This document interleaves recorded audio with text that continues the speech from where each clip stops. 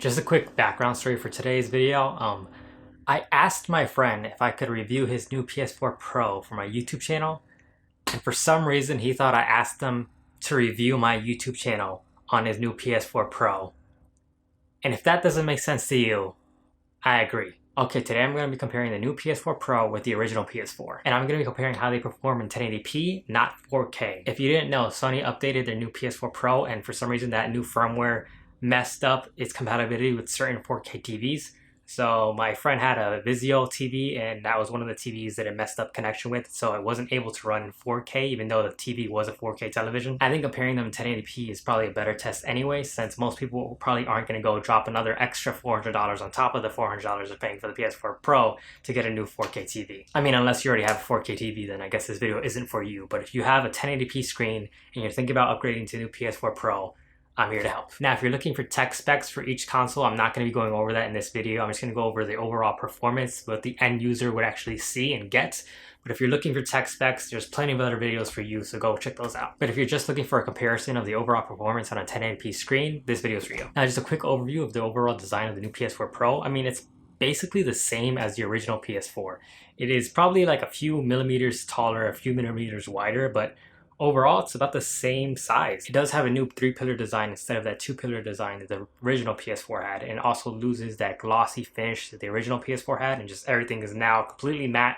It is still plastic. You're not getting any upgraded components there, but I mean, it looks decent. Nothing really to complain about here. The light bar is moved. Instead of being directly down the middle, it's now underneath one of the pillars.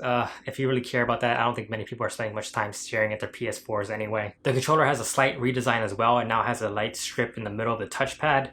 Again, this is just for aesthetics. There's nothing really different about the controllers. They're gonna feel about the same. And just a heads up, I'm sorry that I'm recording gameplay off of a screen instead of directly off the PS4. I don't really have any means to record it directly off the PS4 right now, so we're gonna have to deal with it for now. We tested 2 games, Call of Duty Infinite Warfare and Shadow of Mordor. Both games have been updated to fully utilize the performance of the new PS4 Pro. So I thought these 2 games would be the best to compare for you guys. First up, Call of Duty. Now, to be brutally honest with you guys, at 1080p, you're not going to notice any difference in Call of Duty. Graphically, on both consoles, the game looks practically identical. There's nothing popping out at you. There's no wow factor between each console. It's basically the same game. There may have been a slight FPS boost on the PS4 Pro, but besides that, there really wasn't anything noticeable, anything that really made the PS4 Pro the overall winner. Though when we're downloading a patch for Call of Duty on both consoles, the PS4 Pro was actually noticeably much faster. Now, I didn't hear anything about them updating the wireless card inside the PS4, so I'm not sure if this was actually due to hardware or if it was just maybe the PS4 Pro started to download quicker, so it's taking up all the bandwidth.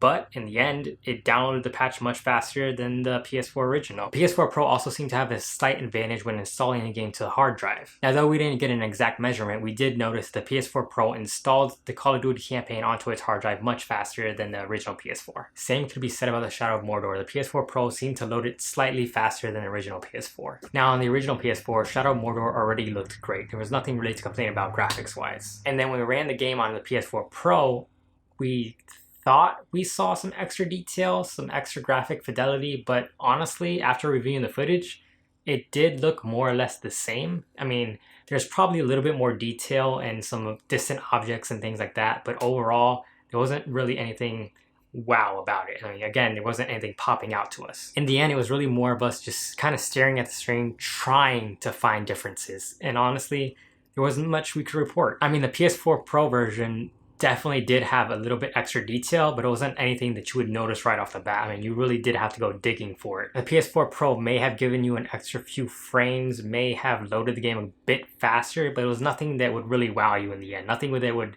cause you to feel like your $400 new purchase of a brand new PS4 Pro was worth it in the end. Like I said, if you have a 1080p screen and you're not planning on upgrading to 4K anytime soon, I don't think the PS4 Pro is probably the best purchase for you. Maybe invest in a few extra games to play during the holiday season. On a side note, the PS4 Pro did seem to run a little bit hotter than the original PS4, but again, unless you're laying on top of your PS4, you're not really ever going to notice this. It didn't seem to affect gameplay. If you're looking to buy a new PS4, maybe your old PS4 broke or you never owned a PS4 in the first place, if you own a 4K TV or you're planning on buying a 4K TV during Black Friday or a holiday season, I guess go ahead and buy the PS4 Pro. You're going to get some extra detail when you upgrade to 4K. I really don't think it's going to be that much of a difference, honestly.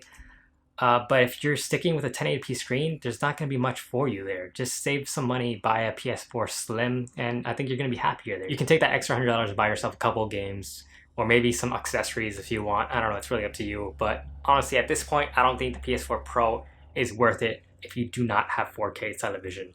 If you have 1080p, you're not going to see much of a difference there. Plus, let's be honest with each other, they're probably going to release a PlayStation 5 in a year or two. And honestly, this is not a purchase worth dying for. And maybe when Sony figures out their firmware bug on why certain TVs aren't running at native 4K, I'll give you guys an update video. I'm not sure yet. Let me know if you want that. But let me know your guys' thoughts. Do you already own a PS4 Pro? Do you see any benefits beyond slight graphic improvements? Do you notice those extra frames you're getting? Or are you slightly disappointed with your purchase? Let me know in the comments down below. Anyway, guys, again, these are my thoughts. Let me know what you think. Maybe you have a different opinion than me. That's cool. We're allowed to do that here. But as always, stay sexy, and I'll see you soon.